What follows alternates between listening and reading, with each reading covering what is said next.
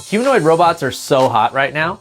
With several companies in fierce competition, including titans of tech, we're exploring what the future could hold for these marching metallic mechanisms made in our image. Let's get into it.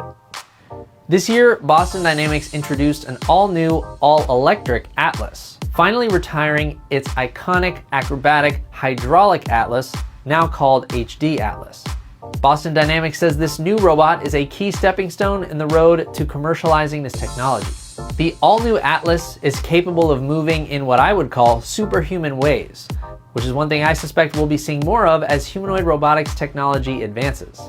Just because these robots are shaped like humans, doing jobs traditionally performed by humans, and operating in environments made for humans, doesn't mean they have to be limited in the same way as human beings are limited. For example, if it's more efficient to turn your torso and legs in different directions, I think we'll see robots doing that. It's also an eye-catching way for companies to prove their capabilities and make them stand out from the competition.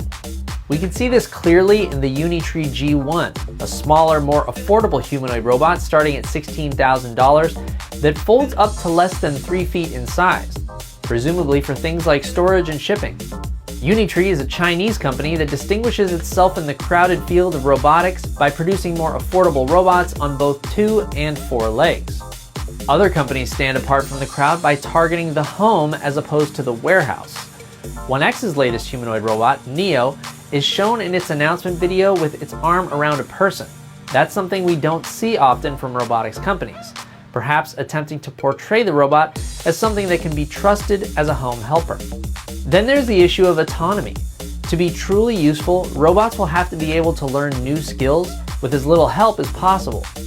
Perhaps by observation and mimicry, learning in simulation, teleoperation, or some combination. Some companies are clearly labeling their demos autonomous or fully autonomous, while others are less upfront about the degree of human assistance behind the scenes. Tesla's Optimus robot was performing tasks at the company's We Robot event, but was reportedly not working autonomously, perhaps due to the low light and crowded environment. The company later shared video of its robots autonomously performing similar tasks in a controlled lab environment. If a company isn't telling you clearly that what you're seeing is autonomous, autonomy should never be assumed. A lot can be hidden behind that shiny robotic front. Another big question I'll be asking in 2025 is what is the best approach to actually building robots that work? We've already seen several robotics companies partnering up with companies like NVIDIA and OpenAI, using their hardware and software as a jumping off point to get their robots talking, learning, and performing tasks faster than if each company had to do it all from scratch. At the same time, you've got a company like Tesla that basically said, hey, the self-driving we're developing for our cars is kind of like what you need to control a humanoid robot.